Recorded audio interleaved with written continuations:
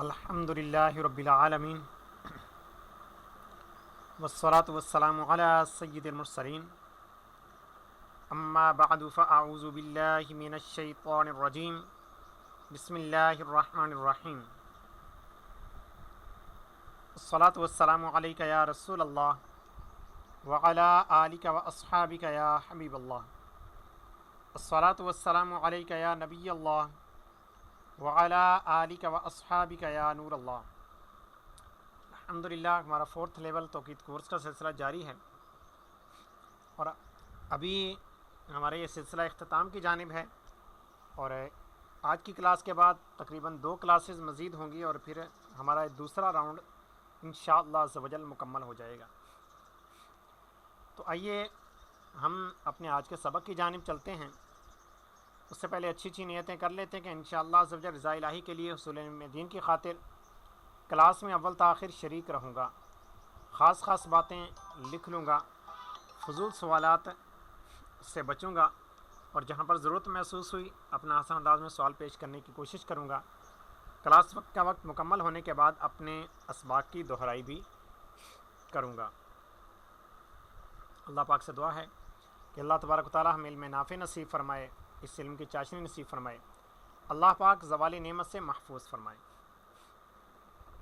یار طلبہ کرام، آج کی جو پہلی تعریفات ہیں اس کے اندر آتا ہے یوم کوکبی، یوم حقیقی اور یوم وسطی۔ یوم کا معنی تو ظاہر ہے دن۔ اب دن کی انہوں نے تقسیم کاری کی ہوئی ہے کہ کوکب کے حساب سے اگر دن کی تقسیم کاری کریں گے تو وہ کون سا مراد ہوگا؟ یوم حقیقی اور یوم وسطی۔ تو اس طرح سے یہ اصطلاحات ہیں۔ تو یہ دن کا کون سے حصے سے لے کر کون سے حصے تک کو یہ دن مانتے ہیں۔ وسط شمس اور حرکت وسطیہ کا یہ بیان میں یہ بتایا جا چکا ہے کہ آفتاب حقیقی کی حرکت منطقۃ البروج پر مرکز عالم کے ارد گرد کبھی سریہ ہوتی ہے اور کبھی بدیہ، یعنی جو سورج منطقۃ البروج پر حرکت کرتا ہے اس کی چال کبھی تیز ہوتی ہے کبھی سلو ہوتی ہے، لیکن اب اس کی چال میں تیزی سستی آتی رہتی ہے، لیکن حکامہ نے ایک دوسرا آفتاب فرض کیا ہے جس کی حرکت انہوں نے منطقۃ البروج پر مرکز عالم کے ارد گرد یکساں مانی ہے۔ لہٰذا آفتاب حقیقی کی حرکت ذاتیہ آفتاب فرضی کی حرکت ذاتیہ سے کبھی تیز اور کبھی سست ہوتی ہے۔ اب فرض کیجئے کہ آج کوئی کوکب ثابت اور کوئی سیارہ ایک ساتھ طلوع ہوئے، تو یقین جانیے کہ کل یہ دونوں ہرگز ایک ساتھ طلوع نہ کریں گے، یعنی ایک دن تو اکٹھے طلوع ہو گئے، دوسرے دن ایک ساتھ طلوع نہیں ہوں گے، بلکہ کوکب ثابت کا طلوع مقدم یعنی پہلے ہوگا اور سیارے کا طلوع مؤخر ہوگا، یہ اگلے دن۔ اس لیے کہ سیارہ کوکب ثابت سے مشرق کی جانب کچھ ہٹ جائے گا، لہٰذا افق پر سیارہ کچھ دیر بعد آئے گا۔ یوں ہی 2 سیاروں میں سے کسی کی حرکت ذاتیہ سریہ اور کسی کی حرکت ذاتیہ بطیہ ہو اور وہ دونوں کسی دن ایک ساتھ طلوع ہوں تو دوسرے دن وہ دونوں ہرگز ایک ساتھ طلوع نہ کریں گے، بلکہ جس کی حرکت ذاتیہ بطیہ ہوگی اس کا طلوع مقدم ہوگا، جس کی حرکت ذاتیہ سریہ ہوگی اس کا طلوع مؤخر ہوگا۔ یعنی مغرب سے مشرق کی طرف یہ اپنے ذاتی اعتبار سے حرکت کر رہے ہیں، تو جس کی چال تیز ہوگی وہ مزید دیر سے طلوع ہوگا۔ لہذا حکماء نے ایام 3 طرح کے مانے ہیں۔ لہذا حکماء نے کیا کہ دن کی 3 قسمیں کر دیں۔ ایک ہے یوم کوکبی، دوسرا یوم حقیقی، تیسرا یوم وسطی۔ یہ تحریر کے اندر یوم کوکبی پورا نہیں لکھا گیا، یوم حقیقی کے اندر میم چھوٹ گیا، اور یوم وسطی ٹھیک ہے پورا ہے۔ یوم کوکبی اس زمانے کو کہتے ہیں جس میں کسی کوکب ثابت کی حرکت غربیہ 360 درجے ہو۔ پہلے ہوتی ہے جو ان کی ذاتی حرکت وہی حرکت شرقیہ، یہ جو ظاہری اعتبار سے نظر آنے کے اعتبار سے ان کی حرکت ہے مغرب کی طرف، تو فرماتے ہیں اس یوم دن سے مراد کیا ہے؟ پورے دن سے۔ اب اس میں دن رات دونوں آ گئی۔ فرماتے ہیں اس زمانے کو کہتے ہیں کہ جس میں سے کسی کوکب ثابت کی حرکت غربیہ 360 درجے ہو، یعنی وہ پورا اپنا ایک چکر لگا لے۔ تو اس کو کہیں گے یوم کوکبی، کہ جس کے اندر کوئی سیارہ 360 درجات طے کر کے جہاں سے چلا تھا وہیں پہنچ جائے۔ ایک ہے یوم حقیقی، اس زمانے کو کہتے ہیں کہ جس میں آفتاب حقیقی کی حرکتیں 360 درجے ہو۔ مین وہی چیز ہے، دیکھیں یوم کوکبی اور یوم حقیقی، اس کے اندر فرق صرف اتنا ہے، یوم کوکبی کے اندر کوئی اور سیارہ تھا اور یوم حقیقی کے اندر صرف سورج ہے۔ آگے یوم وسطی، اس زمانے کو کہتے ہیں جس میں آفتاب فرضی کی حرکت غربیہ 360 درجے ہو۔ اب دیکھیں سب میں ہے حرکت غربیہ، لیکن یہاں پر آفتاب جو فرض کیا گیا ہے، جو کہ ہے ہی نہیں فرض کریں ظاہر میں موجود، تو اب یہ کہ اس آفتاب کی ہم نے حرکت کی پیمائش کی اور اس کے جب 360 درجے ہم نے دیکھے، اور ان اگر وہ 360 درجے جتنے عرصے میں طے کرتا ہے تو اس کو یوم وسطی کہتے ہیں۔ یوم کوکبی سے یوم حقیقی اور یوم وسطی ہمیشہ بڑے ہوتے ہیں، اور یوم حقیقی سے یوم وسطی کبھی بڑا اور کبھی چھوٹا ہوتا ہے، اور کبھی دونوں برابر ہوتے ہیں۔ فائدہ، یوم کی ابتدا یوں تو جس آن سے چاہیں مان سکتے ہیں، یعنی کہ دن کی ابتدا کب سے ہوتی ہے، لیکن عرف عام میں طلوع آفتاب سے اور شریعت میں غروب آفتاب سے یوم کی ابتدا مانی گئی ہے، اور کچھ نجومیوں نے نصف النہار سے اور کچھ نجومیوں نے نصف اللیل سے یوم کی ابتدا مانی ہے۔ یعنی عمومی طور پر جو دن کہا جاتا ہے تو وہ دن اسی کو کہتے ہیں جب سورج نکلتا ہے، کہ جب دن شروع ہو گیا۔ اور اسی طرح سے یہ تو ہو گیا عموماً، تو مفتی صاحب نے وہی عموماً بیان فرمایا کہ عرف عام میں طلوع آفتاب سے۔ اب دیکھا جائے شریعت سے، تو شریعت میں غروب آفتاب سے یوم کی ابتدا مانی گئی ہے۔ دن کب شروع ہوتا ہے؟ ظاہر ہے کہ جس میں ہمارا مہینہ وغیرہ ختم ہوتا ہے تو یہ دنوں پر ہی ختم ہوتا ہے، تو ان کے نزدیک غروب آفتاب سے جو ہے دن کی ابتدا ہے۔ ہم اپنے مہینوں کا حساب اس طرح سے رکھتے ہیں۔ اب نجومیوں کے پھر دو قسمیں ہیں، کچھ نجومی کہتے ہیں جی نصف النہار سے دن کی ابتدا ہوتی ہے، اور کچھ نجومی کہتے ہیں کہ نصف اللیل سے یوم کی ابتدا ہوتی ہے۔ اب آگے ہے نہار حقیقی اور نہار وسطی۔ نہار حقیقی اس زمانے کو کہتے ہیں آفتاب حقیقی یہ افق سے اوپر ہو۔ اب دیکھیے آفتاب حقیقی کتنا اوپر ہو، چاہے ذرا سا بھی اوپر ہو، یہ نہار حقیقی بن جائے گا۔ جیسے طلوع آفتاب کے وقت سورج کا ذرا سا کنارہ چمکا تو ہم نے اس کو دن کا حکم لگا دیا، اگرچہ مزید اوپر آنا اس کا باقی ہے، تو دن کا حکم اس کے اوپر پہلے سے لگا دیا گیا۔ آگے نہار وسطی اس زمانے کو کہتے ہیں جس میں آفتاب فرضی یہ افق سے اوپر ہو۔ فرق صرف معمولی سا ہے، وہاں پر آفتاب حقیقی کی بات ہو رہی تھی اور یہاں پر نہار حقیقی کی وہاں پر بات ہو رہی تھی، یا نہار وسطی کی بات ہو رہی ہے، اور وہاں پر تھا آفتاب حقیقی افق سے اوپر ہو، یہاں پر ہے آفتاب فرضی افق سے اوپر ہو۔ نہار عرفی، نہار نجومی، نہار شرعی۔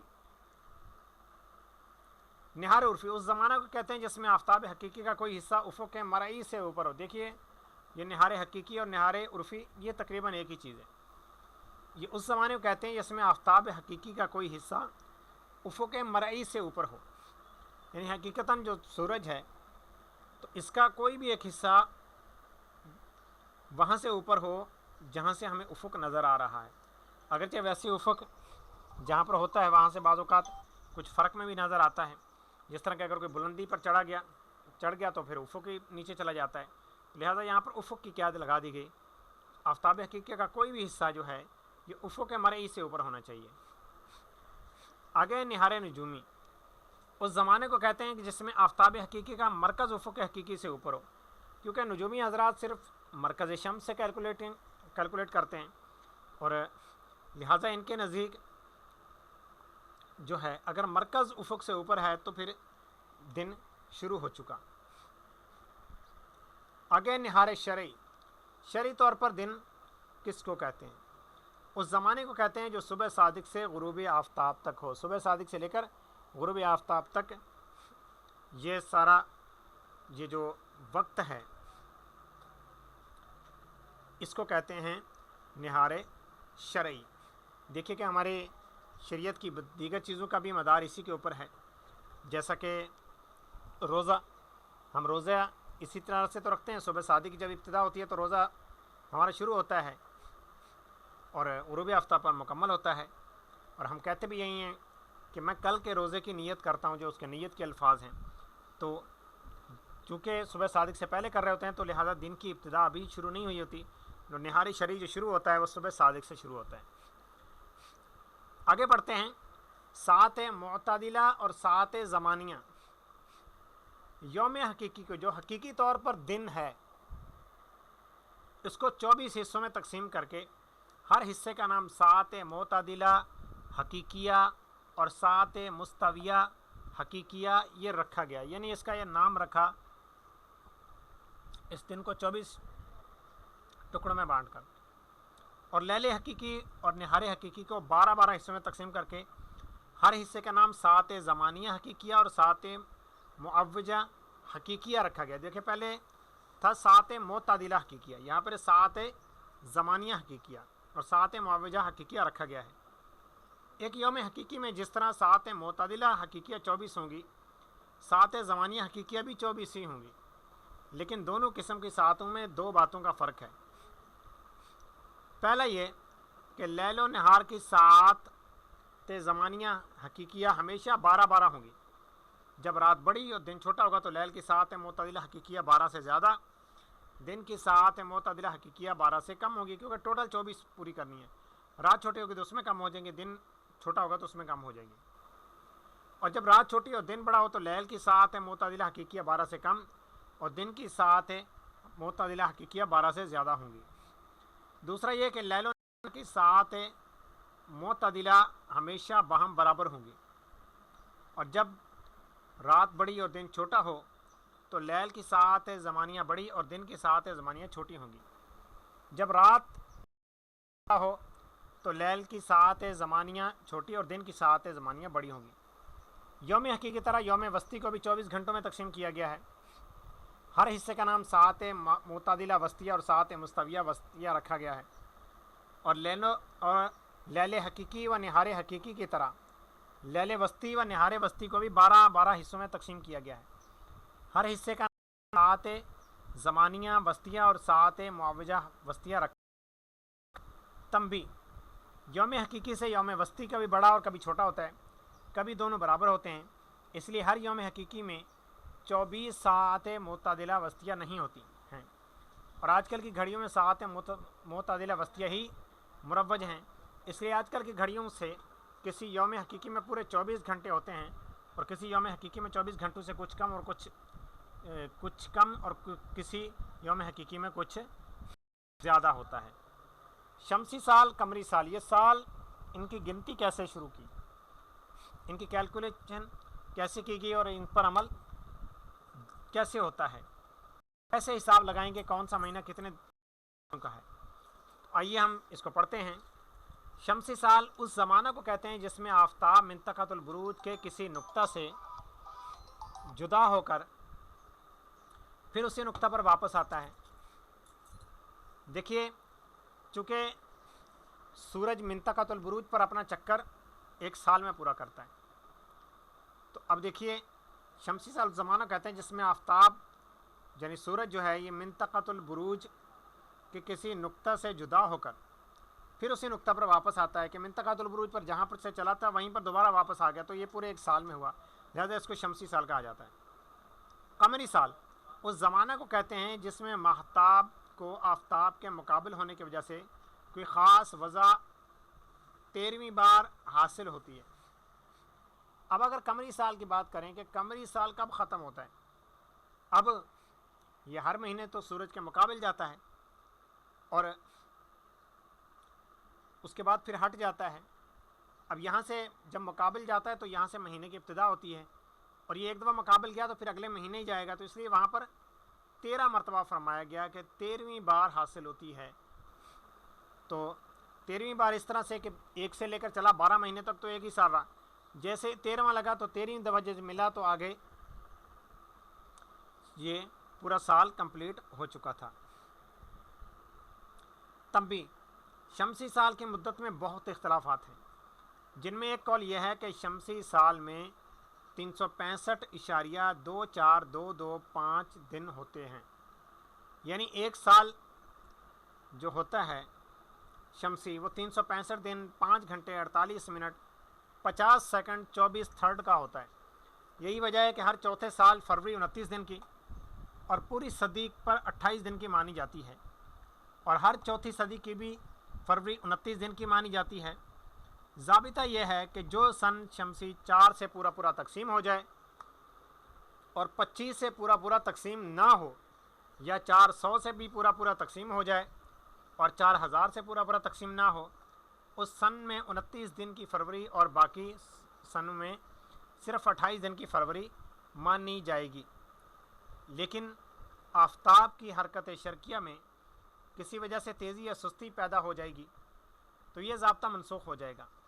قمری سال کی مدت کتنی ہوتی ہے؟ قمری سال کی مدت ہوتی ہے 354.367 دن بتائی گئی ہے، یعنی 354 دن 8 گھنٹے 49 منٹ، اس حساب سے فی زماننا دونوں میں 10 دن 20 گھنٹہ 59 منٹ 50 سیکنڈ 24 تھرڈ کا تفاوت ہے۔ فائدہ: ایک سال شمسی میں 1.03068 سال قمری ہوتا ہے، اور ایک سال قمری میں 0.97022245 سال شمسی ہوتا ہے، یعنی ایک سال شمسی سال قمری کا 1.03068 ہے، اور ایک قمری سال شمسی سال کا 0.97022045 کا ہے۔ مہینہ اور قمری مہینہ: شمسی مہینہ اس زمانے کو کہتے ہیں جو شمسی سال کا 12واں حصہ ہے، اور قمری مہینہ اس زمانے کو کہتے ہیں جو قمری سال کا 12واں حصہ ہے۔ یا یوں کہیے کہ قمری مہینہ وہ زمانہ ہے جس میں ماہتاب کو آفتاب کے مقابل ہونے کی وجہ سے کوئی خاص وضع دوسری بار حاصل ہوتی ہے۔ فائدہ: یوں تو قمری مہینے کی ابتدا جس آن سے چاہیں مان سکتے ہیں، لیکن اکثر نجومیوں نے محاق سے، کچھ نے بدر سے، اور شریعت مطہرہ نے ہلال سے قمری مہینوں کی ابتدا مانی ہے۔ آفتاب و مہتاب کی حرکتیں ہمیشہ یکساں نہیں ہوتی، اس لیے قمری مہینوں کی مدت میں کبھی کمی اور کبھی زیادتی ہوتی ہے، لیکن کوئی مہینہ 29 دن سے کم اور 30 دن سے زیادہ نہیں مانا جاتا ہے۔ حکامہ نے یہ بتایا کہ کبھی پے در پے 4 مہینوں کا چاند 29 کا نہیں دکھائی دیتا، اور نہ کبھی پے در پے 5 مہینوں کا چاند 30 کا دکھائی دیتا ہے، اور نہ کبھی پے در پے 5 مہینوں کا چاند 30 کا ہوتا ہے۔ ہاں، کبھی پے در پے 3 مہینوں کا چاند 29 اور 4 کا چاند 30 کا بھی ہوتا ہے، اور مہتاب یعنی چاند منطقۃ البروج کا پورا ایک دور 27 دن 7 گھنٹے 43 منٹ 11 ہے۔ لہذا آفتاب کی اگر حرکت شرقیہ یہ نہ کرتا تو قمری مہینوں کی مدت بس اتنی ہوتی، یعنی 27 دن تقریباً، لیکن چونکہ آفتاب بھی حرکت کرتا ہے، یہ شرق مشرق کی جانب جا رہا ہوتا ہے، اس لیے قمری مہینوں کی اوسط مدت 29 دن 12 گھنٹے 44 منٹ 5 سیکنڈ ہے، اور ایک سال قمری کی مدت 354 دن 8 گھنٹے 49 منٹ ہے، اور 8 سال قمری کی مدت 1 گھنٹہ 28 منٹ کم 2835 دن ہے۔ کیران نیرین یعنی سورج چاند جب ایک ہی طول بلد پر آ جاتے ہیں، وہاں سے ہلال تک 23 گھنٹے 37 منٹ 28 سیکنڈ فصل یہ ہوتا ہے، یعنی تقریباً 23 گھنٹے 38 منٹ۔ فائدہ: چونکہ 8 سال قمری کی مدت تقریباً 2835 دن ہے، یعنی 8 سال میں اتنا ہوتا ہے، اور ہفتے میں 7 دن ہی ہوتے ہیں جن پر 3835 دن پورا پورا تقسیم ہو جاتا ہے، اس لیے 8 سال قمری کے بعد ہر مہینہ تقریباً اپنی سابق وضع پر آ جاتا ہے۔ مثلا کسی سال یکم محرم جمعرات کو ہو تو غالب یہی ہے کہ پھر نویں سال بھی یکم محرم کو جمعرات ہی ہوگی، اور کسی سال عید الفطر جمعے کو ہو تو غالب یہی ہے کہ नवें साल भी ईद उल जो है ये जुम्मे वाले दिन ही होगी। आगे हमारी तारीफ ज़मीन कुर्रा है। महताब बल्कि तमाम सितारे बिलाद शर्किया में पहले और बिलाद गरबिया में पीछे तुलू करते हैं। यूँ ही बिलाद शर्किया में पहले और बिलाद गरबिया में पहले गुरूब करते हैं। ख़त्ते इस्तिवा से शुमाल की तरफ चलने में कुतुब शुमाली से जूँ जूँ कुर्ब बढ़ता जाता है, उफ़ुक़ से कुतुब शुमाली ऊंचा होता जाता है। यूँ ही ख़त्ते इस्तिवा से जुनूब की तरफ चलने में कुतुब जुनूबी से जूँ जूँ करीब तो होते जाते हैं, कुर्ब होता जाता है, तो उफ़ुक़ से कुतुब जुनूबी ऊंचा होता जाता है। इनसे यह साबित होता है कि ज़मीन मुस्तह नहीं है, यानी ज़मीन बिल्कुल प्लेन सीधी नहीं है, फ्लैट नहीं है। दूर से जहाज़ से मुराद बहरी जहाज़ और पहाड़ का बलाई हिस्सा पहले और नीचे का हिस्सा में बाद में दिखाई देता है। इससे भी यह साबित है कि ज़मीन किन नहीं है, इसलिए कि अगर ज़मीन मुस्तह होती तो पूरा हिस्सा एक साथ ज़मीन में दिखाई देता, लेकिन हमें पूरी ज़मीन एक साथ दिखाई नहीं देती, लिहाजा ये कुर्रा है। ज़मीन पर बड़े बड़े पहाड़ हैं, लिहाजा ज़मीन कुर्रा हकीकी नहीं है। अलबत्ता वो कुर्रा हिस्सी है, यानी यह हमें महसूस होता है कि ये गोल है। और पहाड़ की बुलंदी ज़मीन की करवियत हिस्सिया के मुनाफी नहीं है, यानी ज़मीन गोल है तो पहाड़ जो उसके ऊपर लगा दिया गया तो ये ज़मीन के गोल होने में ये मुनाफी नहीं है। इसलिए कि सबसे ऊंचा पहाड़ ज़मीन पर ऐसा है जैसे एक जौ की चौड़ाई का 7वां हिस्सा, एक ऐसे पर के जिसका कुतर 1 ज़िरा हो। यानी आज़म जबाल की बुलंदी और कुतर अर्ज़ में वही निस्बत है कि जो निस्बत सुबह अर्ज़ शाइरा और उस कुतर कुर्रा में है कि जिसकी मिकदार सिर्फ 1 ज़िरा है, बल्कि वैसी निस्बत भी नहीं है। तशरीह यह है कि एक हाथ 24 उंगल के बराबर है और एक उंगल 6 अर्ज़ शईरा के बराबर है, और एक अर्ज़ शईरा सुबह अर्ज़ शईरा के बराबर है। इसलिए एक हाथ जो है उसका कुतर कितना बड़ा है। आज़म जिबाल की बुलंदी सिर्फ 7 मील है, लिहाजा कुतर अर्ज़ 7056 मील होता है। तो आज़म जिबाल की बुलंदी अर्ज़ 1008 गुना बड़ा होता है, और आज़म जिबाल की बुलंदी और कुतर अर्ज़ में वही निस्बत होती है कि जो निस्बत सुबह अर्ज़ शईरा और एक हाथ के कुतर में है। लेकिन कुतर अर्ज़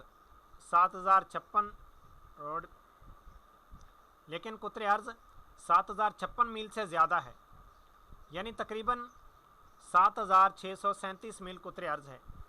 इसलिए आज़म जिबाल की बुलंदी और कुतर अर्ज़ में वो निस्बत भी नहीं है कि जो निस्बत सुबह अर्ज़ शईरा और एक हाथ के कुतर में है। अब देखिए, जौ के 7 दाने लें, बल्कि इसका 1 दाना लें, और एक हाथ का जो कुतर होता है, क्योंकि हाथ को भी अगर गोल मानते हैं तो इसके दरमियान भी जो निस्बत आएगी तो उससे भी बड़ी निस्बत बनती है, और एक हाथ के कुतर में है। लेकिन बल्कि उन दोनों में तकरीबन है कि जो निस्बत सुबह शईरा और 26 उंगल के कुतर में है, यानी जो पहाड़ रखा हुआ है उसकी इतनी निस्बत भी नहीं है ज़मीन के कुतर के आगे। सवाल पैदा हुआ कि अर्ज़ तकरीबन 7637 मील है। जवाब, ज़मीन के एक दर्जे की पैमाइश की गई तो ये मालूम हुआ कि एक जो दर्जा है ये 66 मील पूरा है और 1 मील का 2/3 है, 66 सही 2/3 है। लिहाजा मिंतक़ा अर्ज़ 360 दर्जे ज़रब 66 सही 2/3 मील, जवाब आ गया 24,000 मील। तो 24,000 मील से और इल्मी हंसा में यह साबित किया गया है कि कुतर व मुहीत में 22/7 की निस्बत है, यानी कुतर अपने मुहीत का 7/22 है। लिहाजा कुतर अर्ज़ ज़मीन का जो कुतर है 24,000 मील ज़रब 7/22, तो यह आ गया 7,636 मील, तकरीबन 7,636 मील है। ज़मीन पर हर शकील शय का तिबई क़याम اس طرح ہے کہ قطر عالم اس کے وسط سے گزرتا ہے اور مرکز عالم کے پاس اقطار عالم باہم متقاطع ہیں، اور مرکز عالم سے جوں جوں بودھ ہوتا جاتا ہے اقطار کے درمیان بھی بودھ بڑھتا جاتا ہے۔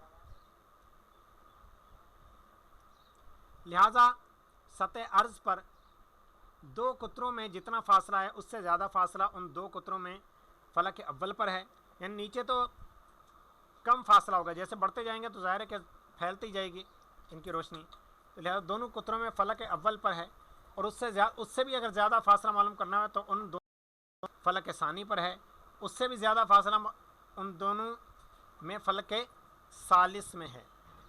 والا حاضر قیاس، لہذا دو آدمی جو زمین پر کھڑے ہوں ان کے قدموں میں جتنا فاصلہ ہوگا اس سے زیادہ فاصلہ ان کے سروں میں ہوگا، کیونکہ ایک گول چیز کے اوپر کھڑے ہیں تو پاؤں کے درمیان کم فاصلہ ہوگا، سر کی جانب زیادہ فاصلہ ہوگا، اگرچہ اتنا معمولی ہوگا کہ پکڑا نہ جا سکے۔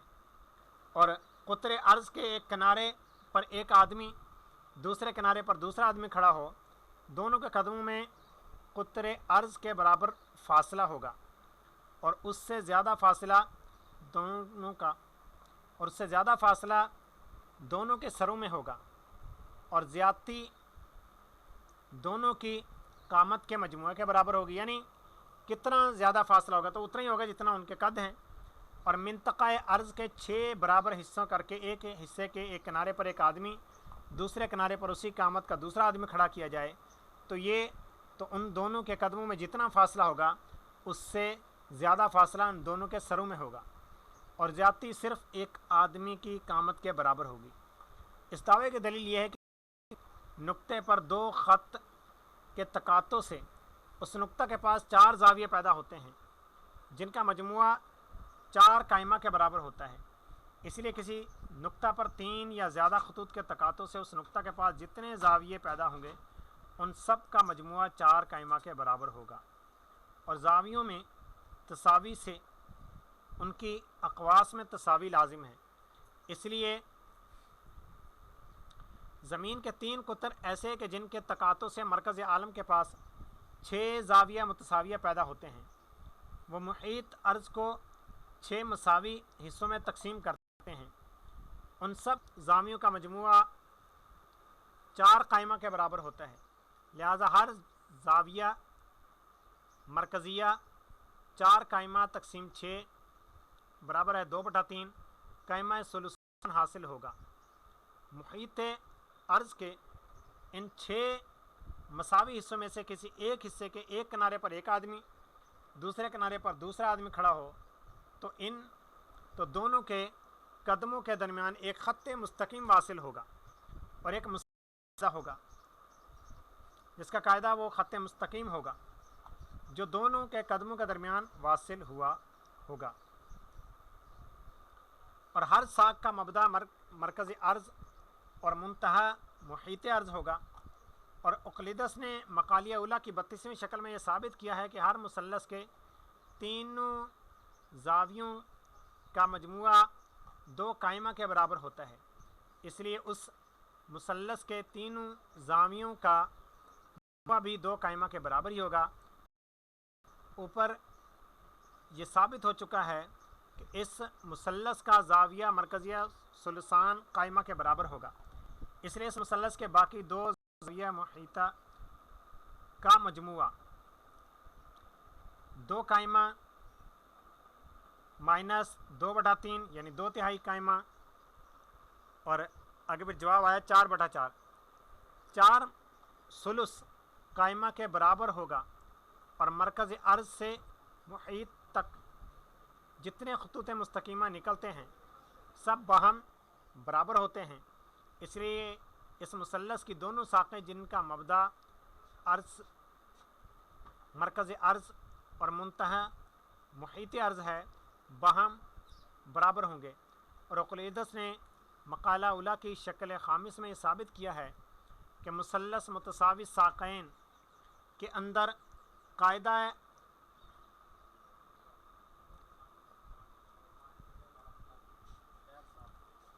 کے پاس کہ دونوں زاویے باہم برابر ہوتے ہیں، اس لیے اس مثلث کے دونوں زاویہ محیطہ باہم برابر ہوں گے، اور یہ بھی ثابت ہو چکا ہے کہ اس مثلث کا دونوں زاویہ محیطہ کا مجموعہ 4 ثلث قائمہ کے برابر ہوگا، اس لیے ہر زاویہ محیطیہ ثلثان قائمہ ہوگا۔ اور اوپر یہ ثابت ہو چکا ہے کہ اس مثلث کا زاویہ مرکزیہ ثلثان قائمہ ہوگا، اس لیے اس مثلث کے تینوں زاویے باہم برابر ہوں گے۔ اور اقلیدس کے مقالہ اولیٰ کی شکل سادس سے یہ ثابت ہے کہ جس مثلث کے تینوں زاویے باہم برابر ہوں اس کے تینوں اضلاع باہم برابر ہوتے ہیں، اس لیے اس مثلث کے تینوں اضلاع باہم برابر ہوں گے، اور ان دونوں آدمیوں کے قدموں کے درمیان نصف قطر عرض کے برابر فاصلہ ہوگا۔ ان دونوں آدمیوں کے سروں کے درمیان بھی ایک خط مستقیم واصل ہوگا اور ایک دوسرا مثلث ہوگا جس کا قاعدہ وہ خط مستقیم ہوگا جو دونوں کے سروں کے درمیان واصل ہوگا، اور ہر ساق کا مبدا مرکز عرض اور منتہی دونوں آدمیوں کا سر ہوگا، اور زاویہ مرکزیہ ثلثان قائمہ ہی ہوگا، اس لیے باقی دو زاویوں کا مجموعہ 4 ثلث قائمہ کے برابر ہوگا۔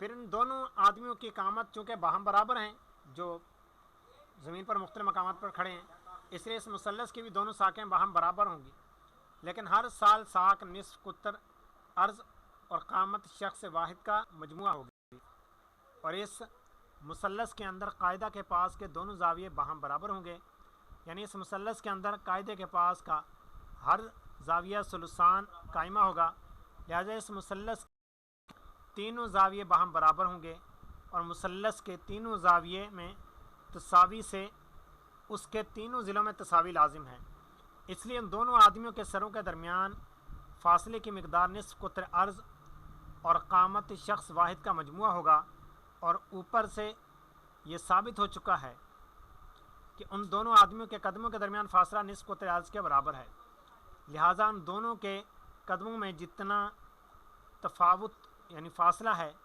اس سے فاصلہ ان دونوں کے سروں میں ہوگا، اور زیادتی یعنی نصف قطر عرض قامت شخص واحد نصف قطر عرض قامت شخص واحد صرف ایک آدمی کی قامت کے برابر۔ اور آگے جو ہے پانی کی سطح بالا مستدیر ہے، یہ انشاءاللہ زجل ہم کل پڑھیں گے اس موضوع پر۔ اب ہم اپنے درجے کا اختتام کرتے ہیں، اپنا خیال رکھیے، مدنی چینل دیکھتے رہیے۔ ہمارا مدنی مقصد مجھے اپنی اور ساری دنیا کے لوگوں کی اصلاح کی کوشش کرنی ہے، انشاءاللہ عز و جل۔ السلام علیکم ورحمۃ اللہ وبرکاتہ۔